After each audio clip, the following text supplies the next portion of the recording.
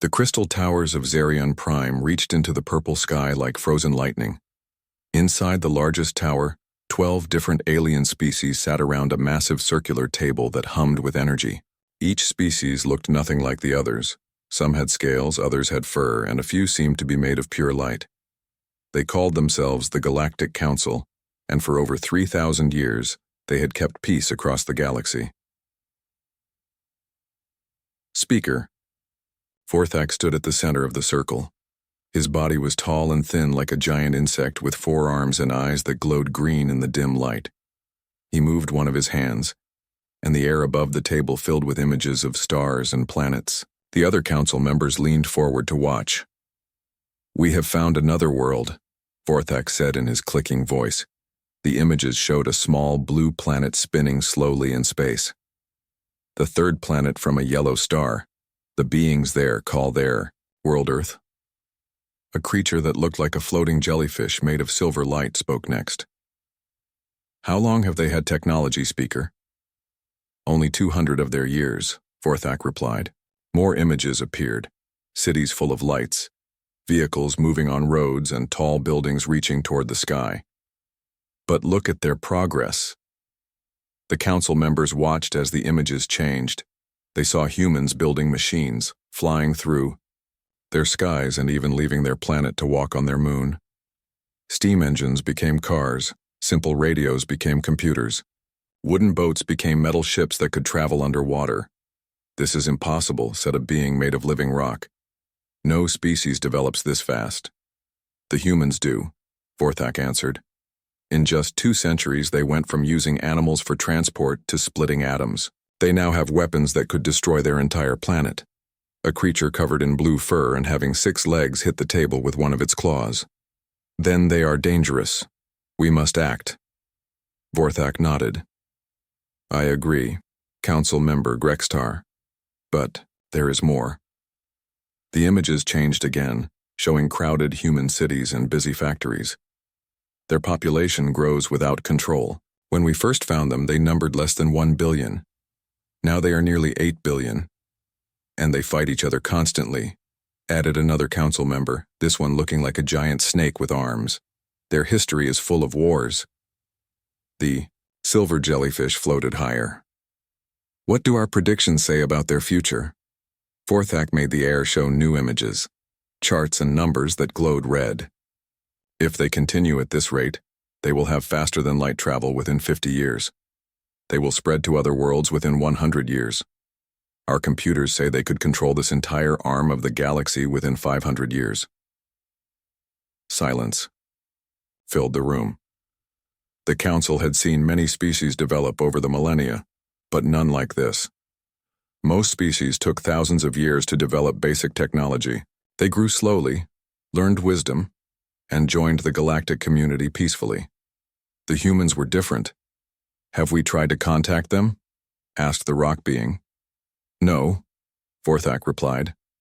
"Our protocols are clear. We only contact species after they achieve faster than light travel and show they can control their aggressive impulses. The humans have done neither." Meanwhile, on the blue planet called Earth, Dr. Jake Martinez sat in front of his computer screens at a place called Arecibo Observatory. The large radio telescope outside his window pointed up at the night sky, listening for signals from space. Jake had spent 10 years searching for signs of alien life, and tonight felt different. His computer beeped, and strange patterns appeared on his screen. The signals were coming from deep space, but they were not like anything he had seen before. They were too organized to be natural, too complex to be random. "Lisa, come look at this," he called to his partner, Dr. Lisa Thompson. She walked over and looked at the screen. "Equipment malfunction?" she asked. "I thought so too, but I have run 3 different tests. The signals are real." Jake pointed at the patterns. "And they are coming from 12 different locations in space." Lisa frowned. "That makes no sense. Natural phenomena do not coordinate across such distances." While Jake and Lisa studied the mysterious signals, similar readings appeared at observatories around the world. In Australia, radio telescopes picked up the same patterns. In Chile, astronomers found identical signals. Within hours, governments around the world received reports about the strange transmissions. At the Pentagon, General Peter Kane read through classified files about the signals. His advisors told him that every major radio telescope on Earth was detecting the same thing: organized transmissions from deep space, all happening at the same time. "Sir," said his aide, Colonel Roy Bell, "there is something else. Our satellites have detected objects in space." "What kind of objects?" "Unknown, sir. They appeared 3 days ago and have been maintaining perfect orbital positions around Earth. They are too far away to see clearly, but they are definitely artificial." General Kane felt a cold fear in his stomach. "How many objects?" 12, sir. 1 for each signal source." Back on Xerion Prime, the Galactic Council continued their debate. The blue-furred Grextar spoke again. "We cannot allow them to develop further. They must be contained." "Contained how?" asked the snake-like being. Vorthak moved his hands, and the images above the table changed to show a glowing barrier around Earth's solar system. "We surround their star system with an energy field. Nothing gets in or out. They can develop within their prison, but they cannot spread to other worlds." "And if they destroy themselves?" asked the silver jellyfish. "Then the problem solves itself," Vorthak replied coldly. "If they learn wisdom and peace, we can consider contact in a few thousand years. The rock being shifted its massive form." "This seems harsh. They are an intelligent species." "So were the Krathnari," Grextar snarled. "We let them spread to 40 worlds before we realized our mistake. It took us 2 centuries to stop their expansion and another 5 centuries to teach them proper behavior." "The humans will be different," Vorthak said. "Our containment technology has improved. They will never even know they are prisoners." One by one, the council members voted. The decision was unanimous. Earth would be contained. Within days, massive ships appeared at the edge of Earth's solar system. They were invisible to human detection, using technology that bent light and energy around them. Working together, they began building something that had never been tried before: a barrier around an entire star system. The barrier was made of twisted space and controlled energy. No human ship would be able to pass through it. No human radio signal would escape. Beyond it, Earth and its people would be completely cut off from the rest of the galaxy, trapped in their own cosmic prison. Dr. Jake Martinez continued to monitor the strange signals, not knowing that he was watching his species being locked away from the stars. The signals grew stronger each day, and more mysterious objects appeared in space around Earth. Something big was happening, but Jake had no idea what it meant. He did not know that in the cold depths of space, alien minds had decided that humanity was too dangerous to be free. The cage was almost complete, and soon Earth would be alone in the darkness, cut off from a galaxy that feared what humans might become. The trap was being set, and humanity did not even know it was prey. 3 years had passed since the strange signals first appeared, and Commander Rick Torres was about to make history. The starship New Horizon floated in the darkness at the edge of the solar system, its nuclear engines humming quietly. Rick had trained for this mission his entire life, to be the first human to travel to another star. "All systems ready, Commander," reported his navigator, Lieutenant Amy Foster. She checked her instruments one more time. "Alpha Centauri is 4.3 light-years away. At our current speed, we should arrive in 27 years. Rick nodded and looked out at the stars ahead. Behind him, Earth was just a tiny blue dot. Ahead lay the unknown. "Engage the final acceleration burn," he ordered. The ship moved forward, picking up speed as it headed toward the edge of the solar system. Everything seemed normal until they reached a point that should have been empty space. Suddenly, all the ship's alarms started ringing. "Commander, we have a problem," called out Engineer Tony Garcia from the engine room. "The ship has stopped moving forward, but the engines are still running at full power."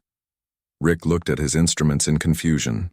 According to every sensor on the ship, they were still accelerating, but the stars in front of them were not getting any closer. "Amy, what do you see?" Lieutenant Foster stared at her navigation computer. "Sir, this is impossible. We are moving at full speed, but our position relative to the solar system has not changed. It is like we are running into an invisible wall." Rick ordered the ship to back away and try a different direction. They moved left, then right, then up and down. Every direction they tried, they hit the same invisible barrier. Something was surrounding the entire solar system, something that could not be seen but could not be passed. Back on Earth, Dr. Jake Martinez had become famous as the scientist studying what the media called the wall. 3 years of research had taught him that whatever surrounded Earth was not natural. Working with Dr. Amy Foster's sister, physicist Dr. Ellen Brooks, and engineer Colonel Steve Jackson, Jake had discovered that the barrier was blocking more than just spaceships. "Look at this data," Jake said, pointing at his computer screen. Dr. Brooks and Colonel Jackson leaned in to see. "I have been comparing radio signals from before the barrier appeared with signals from now. Nothing is getting through." Dr. Brooks studied the numbers. "You mean our radio broadcasts are not reaching other star systems?" "Exactly. Before 3 years ago, our television shows, radio programs, and satellite communications were spreading out into space at the speed of light. Ships from other stars could have detected them. Now nothing gets past the edge of the solar system." Colonel Jackson, a military engineer who had worked on advanced aircraft, shook his head. "The technology required to build something like this is beyond anything we can imagine. It would take the energy of an entire star just to power it, which means we are not dealing with a natural phenomenon," Dr. Brooks said. "Someone built this prison around us." The news that Earth was trapped spread around the world quickly. Some people panicked, thinking it meant the end of humanity. Others became angry, demanding that their governments do something. But President Karen Walsh had a different reaction when she heard the scientists' report. "You are telling me," she said to the gathered experts in the White House, "that alien beings have locked us in our own solar system like animals in a cage?" "That appears to be the situation, Madam President," confirmed Dr. Martinez. President Walsh stood up and walked to the window. Outside, people continued their daily lives, not knowing they were prisoners. "Gentlemen," Dr. Brooks, "let me be very clear about something. The United States of America does not accept imprisonment. We never have and we never will. What do we need to break this barrier?" Colonel Jackson spoke first. "We need to understand the technology better. Our best minds are working on it, but we are dealing with science that is centuries ahead of ours." "Then we will catch up in years instead of centuries," the president replied. "I am authorizing Project Breakthrough. Every resource you need, every scientist you want, every piece of equipment that exists, it is yours. We are going to find a way out of this cage." Meanwhile, on Zirion Prime, Speaker Vorthak received reports from the monitoring stations around Earth. The containment was working perfectly. No human ship had escaped, no human signal had penetrated the barrier. But something unexpected was happening. "The humans are not reacting as predicted," reported the Silver Jellyfish-like Council member. "Our computers said they would either fall into despair or turn to fighting each other. Instead, they are working together." Vorthak studied the data flowing from Earth. The humans had indeed united in a way the Council had never seen before. Countries that had been enemies for centuries were now sharing technology and resources. Their best scientists were working together regardless of nationality or politics. "Perhaps they will exhaust themselves trying to escape," suggested Grexstar, the blue-furred council member. "Let them waste their energy on impossible tasks." But Vorthak was not so confident. The humans were adapting faster than any species the council had ever observed. They were building new types of telescopes to study the barrier, developing advanced computers to analyze its structure, and creating technologies that had never existed before. Dr. Ellen Brooks had become one of Earth's leading experts on theoretical alien technology. Working with a team that included mathematician Dr. Dan Walsh and computer specialist Helen Price, she was developing ideas that sounded like science fiction. "If the aliens can build a barrier around our entire solar system," she explained to a room full of scientists, "then they must be manipulating space itself. They are not using normal matter to block us. They are bending the structure of reality." Dr. Walsh nodded. "Which means we cannot break through it using conventional methods. We need to find a way to work with the same forces they are using." Helen Price, who had been quiet during most of the meeting, suddenly spoke up. What if we do not try to break through the barrier? What if we try to slip past it? Explain, said Dr. Brooks. Quantum mechanics tells us that particles can tunnel through barriers that should be impossible to pass. What if we could do the same thing with a spaceship? The idea was revolutionary. Instead of trying to smash through the alien barrier with brute force, they would use the strange rules of quantum physics to phase through it. It would require technology that had never been built before, but the principles were solid. As Project Breakthrough expanded, more and more humans joined the effort. Engineer Captain Roy Bell worked on new types of engines. Physicist Dr. Grace Lee developed quantum field generators. Pilot Lieutenant Ben Cooper volunteered to test the dangerous new technologies. The aliens had made one crucial mistake when they imprisoned Earth. They assumed that humans would react like other species, with acceptance, despair, or internal conflict. Instead, the threat from outside had made humans more united and determined than ever before. Commander Rick Torres, still trapped at the edge of the solar system in the New Horizon, became the leader of a new organization called the Barrier Investigation Team. Using the ship as a mobile laboratory, his crew studied the invisible wall from every angle. "I found something," announced engineer Tony Garcia after weeks of careful scanning. "The barrier is not perfectly solid. There are tiny fluctuations, spots where it becomes slightly weaker for just a few microseconds." Lieutenant Amy Foster checked his readings. "The fluctuations appear random, but if we study them long enough, we might find a pattern." Back on Earth, the discovery that the barrier had weak points gave new hope to Project Breakthrough. If they could predict when and where these gaps appeared, they might be able to send something through. Dr. Martinez worked day and night with his team, combining Rick Torres's data with their own research. Slowly, a picture began to emerge. The barrier was incredibly advanced, but it was not perfect. Like any technology, it had limits and flaws. "The aliens who built this are powerful," Dr. Martinez told President Walsh during a progress report. "But they are not gods. They made something that can be understood, and if it can be understood, it can be defeated." President Walsh smiled for the first time in months. "Then we will defeat it, Doctor. We will show these aliens that humans do not stay caged." What the President and Dr. Martinez did not know was that their determination was already causing concern among the Galactic Council. The monitoring stations reported that human technology was advancing at an impossible rate. Tools and techniques that should have taken decades to develop were being created in months. Speaker Vorthak called an emergency council session.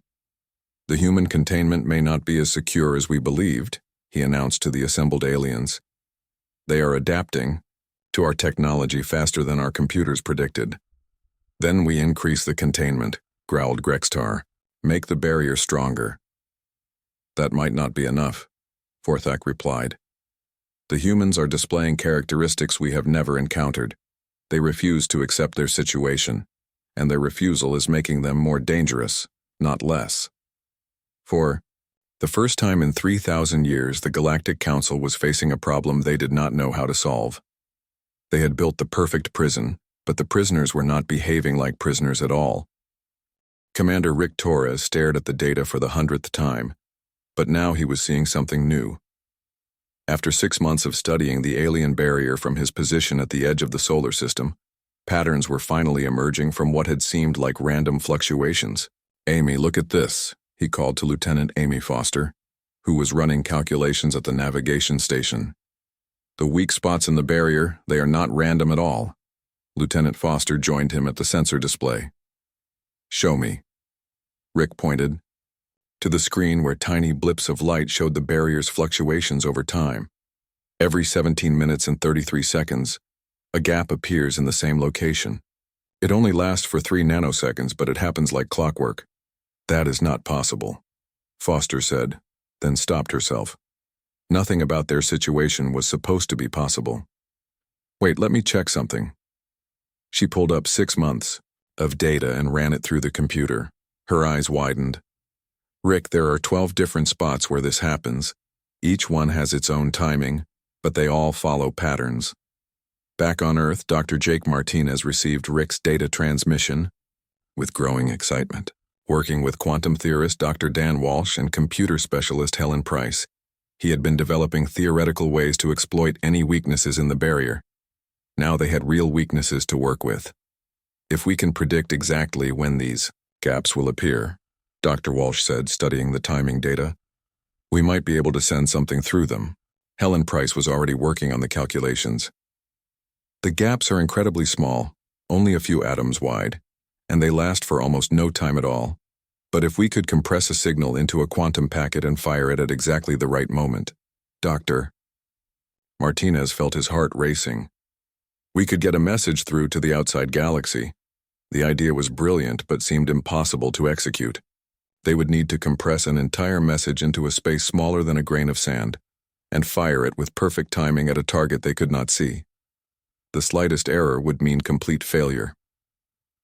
I know someone who might be able to help, Dr. Martinez said. He contacted Dr. Ellen Brooks, who had been working on quantum field manipulation with her team. Dr. Brooks listened to the proposal with growing fascination. You want to quantum tunnel a message through a gap that lasts 3 nanoseconds? The ITER technology required would be at least 50 years ahead of anything we have now. Then we build 50 years of advancement in 50 days, Dr. Martinez replied. The president has given us unlimited resources. What followed was the most intense period of scientific development in human history. Dr. Brooks worked with engineer Captain Roy Bell to design quantum compression systems. Physicist Dr. Grace Lee developed new types of particle accelerators. The entire global scientific community focused on a single goal, punching a hole through their cosmic prison. Meanwhile, pilot Lieutenant Ben Cooper volunteered for the most dangerous job of all. He would fly a small ship equipped with the experimental quantum transmitter to the exact location where the barrier gap would appear. If the calculations were wrong, or if the timing was off by even a microsecond, his ship could be destroyed. I understand the risks, Cooper told the project leaders during his briefing. But if we do not try, we will never know if it works. The test was scheduled for a Tuesday morning when Earth's position would align perfectly with one of the predicted gaps. Cooper's ship, barely larger than a fighter jet, was equipped with the most advanced technology humans had ever built. The quantum transmitter alone had cost more than a space station. As Cooper approached the barrier location, Mission Control on Earth held its breath. Dr. Martinez watched the countdown on his screen. 10 seconds, 5 seconds, 3, 2, 1, firing. Quantum packet now, Cooper reported. For a moment, nothing seemed to happen. Then Cooper's instruments lit up with readings he had never seen before. Something happened, he reported excitedly. The quantum transmitter activated and my sensors detected a brief opening in space. Back on Earth, Dr. Martinez and his team waited anxiously. If their message had made it through the barrier, it would take years to reach the nearest star, and years more for any response to come back. But they had done something the aliens believed was impossible. They had broken the rules of their prison. What they did not know was that their quantum packet had indeed escaped Earth's solar system and was racing toward the nearest inhabited world at faster than light speed using principles of quantum entanglement that human science was only beginning to understand. The message was simple, but powerful. We are the people of Earth. We are trapped by unknown forces. If anyone receives this, please help us. We do not accept imprisonment. On Zerion Prime, Speaker Vorthak received the most disturbing report in Council history. The containment barrier has been breached, announced the silver jellyfish-like monitoring specialist. The humans have successfully transmitted a signal beyond their solar system. The council chamber fell silent. In 3,000 years of containing dangerous species, nothing like this had ever happened. Barriers were absolute. They did not have gaps. They did not fail, and they certainly were not bypassed by the species they were designed to contain. How is this possible? Demanded Grextar, his blue fur bristling with anger. Unknown. The specialist replied. They used a technology we do not recognize. It appears to manipulate quantum fields in ways our science says should be impossible. Speaker Vorthak felt something he had never experienced before: doubt. Show me their technological development over the past 6 months. The air above the Yao council table filled with images of human activity. The aliens watched in amazement as humans built machines that defied their understanding of physics. Quantum computers that operated in multiple dimensions. Particle accelerators that bent space itself. Energy systems that drew power from the fabric of reality. "This is impossible," said the rock-like council member. "No species can advance this quickly. It violates every natural law of development." "Apparently not," Vorthak replied grimly. "The humans are rewriting those laws."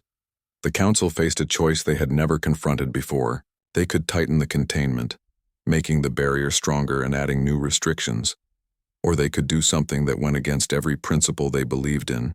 They could make direct contact with a contained species. "We must stop this immediately," Grextar snarled. "Increase barrier strength by a factor of 10.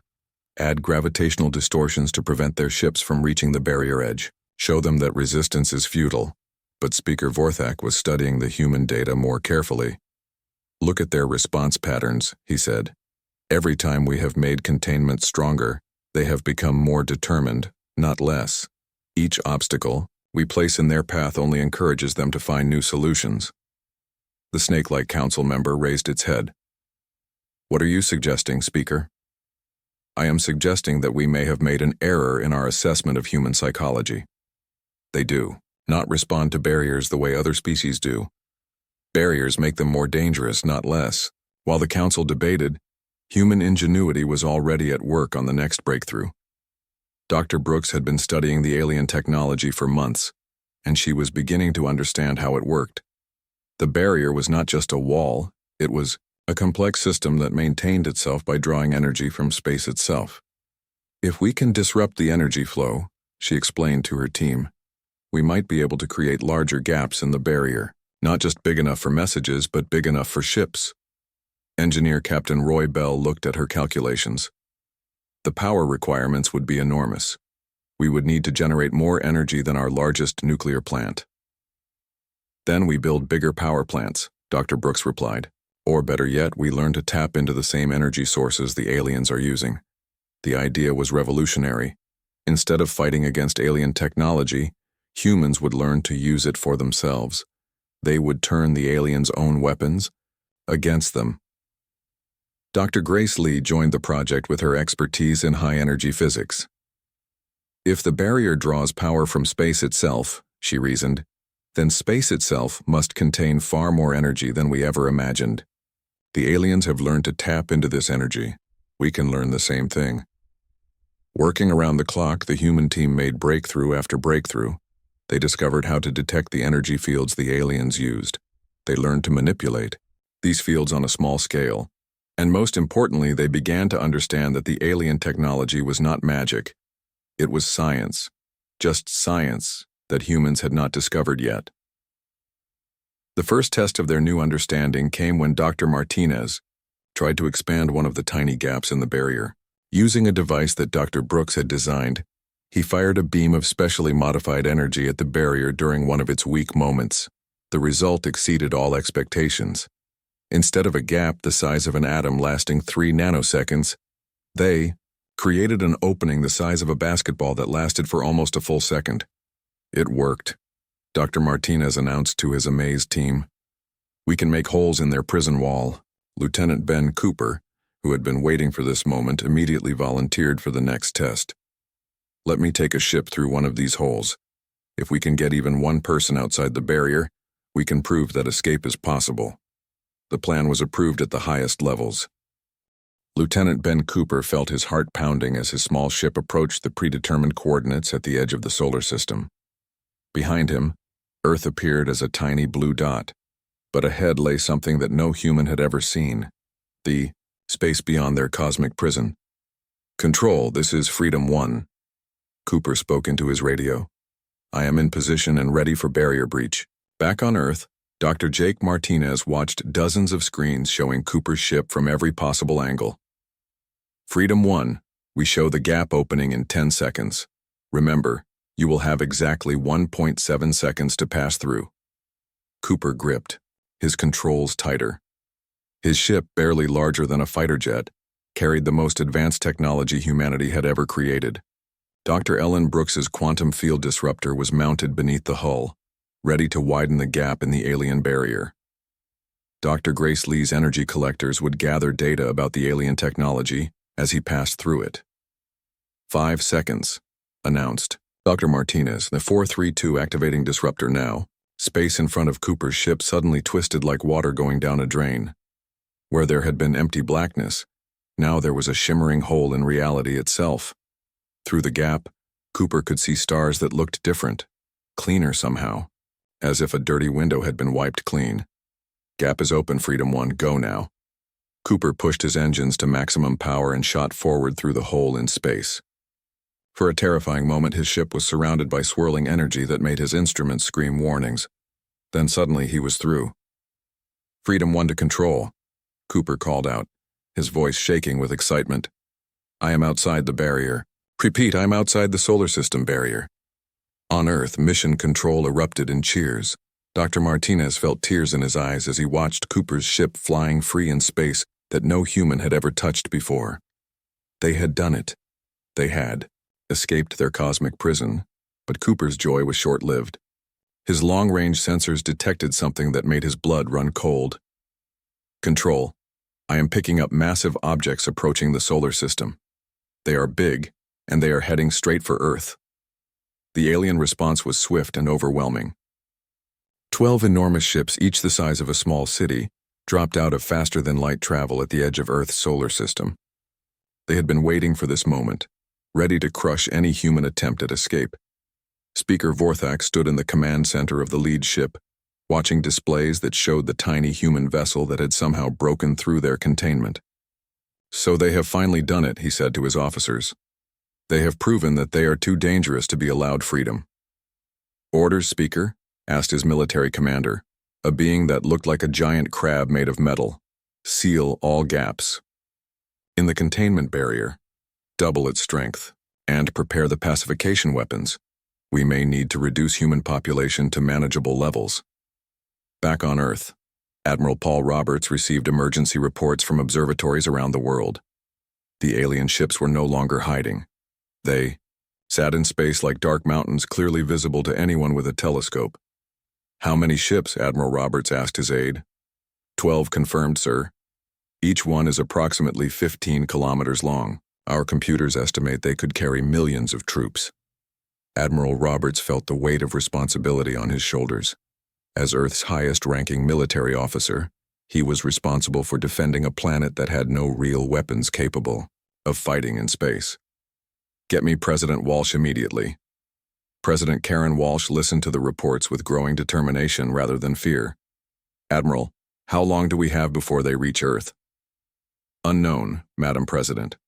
Their ships are not moving toward us yet. They seem to be surrounding the solar system. Then they are trying to strengthen their prison, the President concluded. We broke out once, so now they want to make sure we cannot do it again. What President Walsh did not know was that her assessment was exactly correct. The alien ships were working together to build a new barrier around Earth's solar system, one that would be 10 times stronger than the first one and would have no gaps at all. But Dr. Martinez and his team had been preparing for this possibility. Working with Dr. Brooks and her quantum technology specialists, they had developed something that the aliens had never encountered before, a virus that could attack their barrier technology. If their barrier draws energy from space itself, Dr. Brooks explained to the emergency council meeting, then we can disrupt that energy flow, not just in one small spot, but across the entire barrier at once. Dr. Grace Lee nodded in agreement. We have been studying the energy patterns of their technology. It uses quantum fields that resonate at specific frequencies. If we broadcast the right signal, we can make their entire system unstable. The plan was incredibly risky. Instead of trying to sneak through the barrier again, they would attack it directly using the aliens' own technology against them. It was like trying to break down a wall by making it vibrate until it shook itself apart. What do you need? President, Walsh asked. Every radio telescope on Earth, Dr. Martinez replied. We need to coordinate a signal that broadcasts from multiple points simultaneously, And we need something else. We need music. Music? The president asked, confused. Dr. Brooks smiled. Human music has complex harmonics that create interference patterns in quantum fields. We discovered this by accident when Cooper's ship was playing radio signals during his escape. The aliens' technology cannot handle the chaotic frequencies that human music creates. Communications officer Jenny Clark, who had been working with the team on signal analysis, stepped forward. I have been preparing a broadcast that includes everything from classical symphonies to heavy metal rock. If we transmit this at the right frequency through their barrier system, it should create massive disruptions. While Earth prepared its musical weapon, Lieutenant Ben Cooper was making discoveries that changed everything. Flying alone in space beyond the barrier, he had detected signals from other star systems, signals that sounded desperate. Control, you need to hear this. Cooper transmitted back to Earth, relaying the signals he had captured. Dr. Martinez listened to the transmissions with growing amazement. They were in different languages from different species, but the message was always the same. Help us. We are trapped. We cannot escape. There are others, Dr. Martinez announced to his team. The aliens have not just imprisoned us. They have imprisoned dozens of different species across the galaxy. This discovery changed everything. Earth was not fighting just for its own freedom, but for the freedom of an entire galaxy full of trapped civilizations. The aliens had built not one prison, but hundreds of them. We have to help them, President Walsh declared when she heard the news. If we can break our own barrier, we can show others how to break theirs. The attack on the alien barrier was scheduled for the next day. Every radio telescope on Earth would broadcast Dr. Brooks's disruption signal at exactly the same moment. Jenny Clark's musical transmission would ride along with the signal, creating chaos in the aliens' quantum systems. But the humans had one more surprise planned. Instead of just disrupting the barrier around Earth, they would broadcast their escape technique to every trapped civilization in the galaxy. If their plan worked, it would not just free Earth. It would start a galactic revolution. As the countdown began, people around the world gathered around radios and televisions. They knew they were about to either win their freedom or face destruction by angry aliens who had been keeping them caged. This is it, Dr. Martinez announced to his team as they prepared to activate every radio telescope on Earth simultaneously. We are either about to free ourselves and half the galaxy, or we are about to make the most powerful enemies in the universe very angry. President Walsh had the final word before the attack began. To any aliens listening to this broadcast, she said into the microphone that would carry her voice across the galaxy, humanity does not accept imprisonment. We never have, and we never will. Today we break your cages and we invite every trapped species in the galaxy to break theirs as well. The signal fired from Earth like an invisible tsunami, carrying human music and human defiance toward the alien barrier at the speed of light. Within seconds, they would know if their cosmic prison could truly be shattered, or if they had just signed their own death warrant.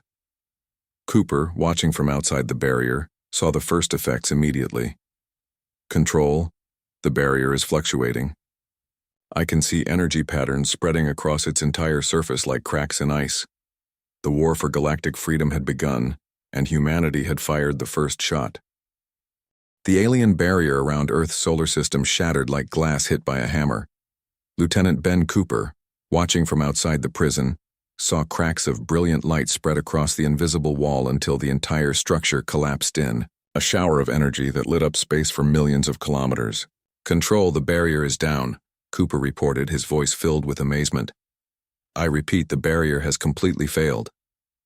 On Earth, every radio telescope that had participated in the attack was receiving signals from across the galaxy. Species that had been silent for centuries were suddenly broadcasting messages of hope and freedom. Dr. Jake Martinez listened to the transmissions with tears in his eyes as alien voices spoke in hundreds of different languages, but all saying the same thing. Thank you. We are free. But the celebration was short-lived. Speaker Vorthak's fleet of 12 massive warships began moving toward Earth with weapons that could crack planets in half. The aliens had decided that if they could not contain humanity, they would destroy it. Incoming transmission from the alien fleet, announced Communications Officer Jenny Clark. President Karen Walsh took the communication in the White House Situation Room, surrounded by her military advisors and the scientists who had broken humanity free. Speaker Vorthak's insectoid face appeared on the screen, his forearms moving in what might have been anger. "People of Earth," Vorthak said in perfect English, his voice clicking and buzzing. "You have committed an act of galactic terrorism. You have freed dangerous species that we spent millennia containing.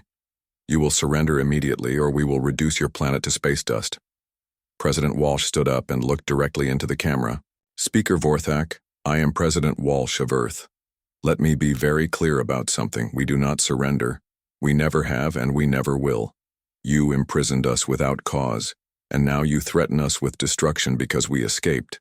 That makes you the terrorists, not us." Vorthak's green eyes glowed brighter. "You do not understand what you have done. The species you have freed are dangerous. They were contained for the safety of the galaxy. Then why not try talking to them instead? Of building cages?" President Walsh replied. "You claim to be advanced, but you act like cosmic bullies. We reject your authority and we reject your threats." The transmission ended, and Admiral Paul Roberts immediately began coordinating Earth's defenses. It was not much. A few space stations, some military satellites, and a handful of ships like the one that had carried Lieutenant Ben Cooper to freedom. Against 12 alien battleships, humanity's space forces were like insects facing elephants. But humanity had advantages that the aliens did not expect. Dr. Ellen Brooks and her team had spent months studying alien technology, and they had learned to turn it against its creators. More importantly, they were no longer fighting alone. The first alien ship to join humanity's cause was a crystalline vessel from the Vithara system, commanded by a being named Kethlon, who communicated through patterns of colored light. "People of Earth," Kethlon transmitted, "we have been prisoners for 800 years. Your courage has set us free. We stand with you." Within hours, ships from dozens of different species were arriving in Earth's solar system. Some looked like living creatures made of metal. Others appeared to be constructed from pure energy. A few defied description entirely, looking like geometric shapes that hurt human eyes to observe directly. Commander Rick Torres, who had been promoted to admiral after his work on the barrier investigation team, found himself coordinating a fleet unlike anything in galactic history. Working with alien commanders who thought in ways no human could understand, he prepared for a battle that would determine the fate of freedom across the galaxy.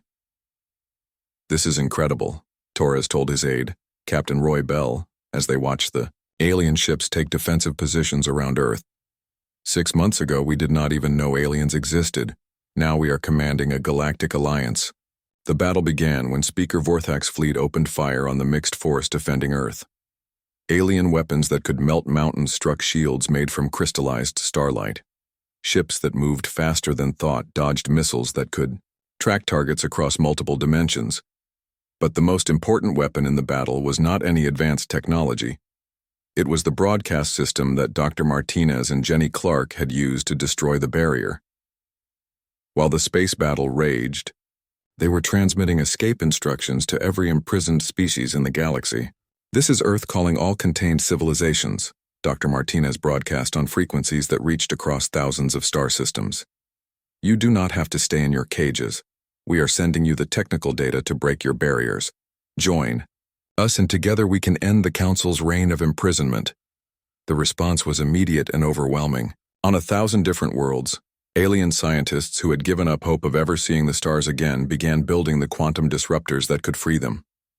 Prison barriers that had stood for millennia began failing as species after species followed humanity's example. Speaker Vorthak watched his carefully ordered galaxy collapse into chaos. Reports flooded in from across Council space.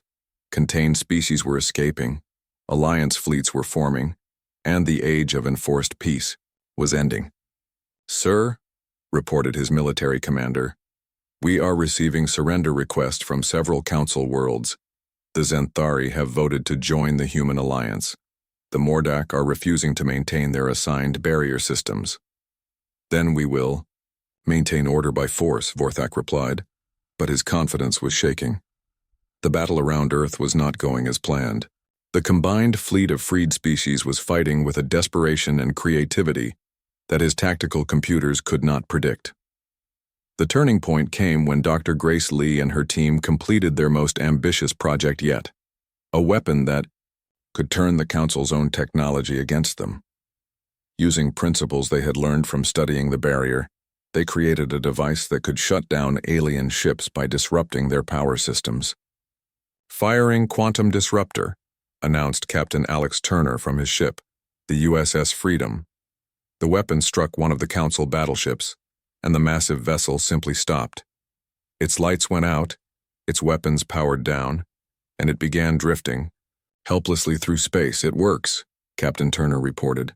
"Their ships are using the same quantum field technology as their barriers. We can shut them down." One by one, the Council ships fell silent as human-designed weapons turned their own technology against them. Speaker Vorthak found himself commanding a fleet that could no longer fight, surrounded by enemies who had once been his prisoners. "This is Admiral Torres to the Council fleet," Rick Torres broadcast. "You are defeated. Surrender now, and we will discuss terms for a peaceful galaxy." But Speaker Vorthak was not ready to give up. "You do not understand," he transmitted back. "Without the Council's control, the galaxy will fall into chaos. Species will war against each other until everything is destroyed." "Maybe," Admiral Torres replied. "Or maybe the galaxy will finally be free to grow and explore without cosmic babysitters telling everyone what they can and cannot do. We are willing to take that chance." The final battle was not fought with weapons, but with words. Dr. Martinez, working with alien scientists from dozens of different species, broadcast a message to every world in the galaxy. It was not a demand for surrender or a threat of violence, it was an invitation. "People of the galaxy," Dr. Martinez spoke into microphones that carried his voice to 1 billion different worlds. "We offer you a choice. Join us in building a galaxy, based on freedom, cooperation, and growth, or continue trying to maintain control through fear and imprisonment. But understand this, the age of cosmic cages is over." The response came not from governments or military leaders but from ordinary beings across the galaxy who had lived their entire lives knowing they were prisoners. They chose freedom. Council worlds voted to abandon their containment duties. Alliance fleets grew larger every day as more species joined the cause. Even some Council species, like the peaceful Zenthari, decided to join humanity's coalition. Speaker Vorthak, sitting in his disabled ship surrounded by the debris of his shattered empire, made one final transmission. "You have doomed the galaxy," he said. "Without control, without guidance, the younger species will destroy everything." President Walsh responded personally. "Maybe some will make mistakes. Maybe some will fight. But they will do it as free beings, making their own choices, not as prisoners in cosmic zoos. That is what makes it worth the risk." 6 months later, Earth had become the unofficial capital of something called the Free Systems Alliance. The old Galactic Council still existed, but as a voluntary organization dedicated to helping species develop rather than controlling them. The barriers around imprisoned worlds had been dismantled, and for the first time in millennia, the galaxy was truly free. Dr. Martinez stood in the new Galactic Library on Luna, watching beings from hundreds of different species share knowledge that had been hidden for centuries. Crystalline mathematicians worked with energy-based philosophers. Living ships shared navigation techniques with mechanical explorers. "It is amazing," Dr. Martinez said to Dr. Brooks, who had become Earth's first ambassador to the galactic community.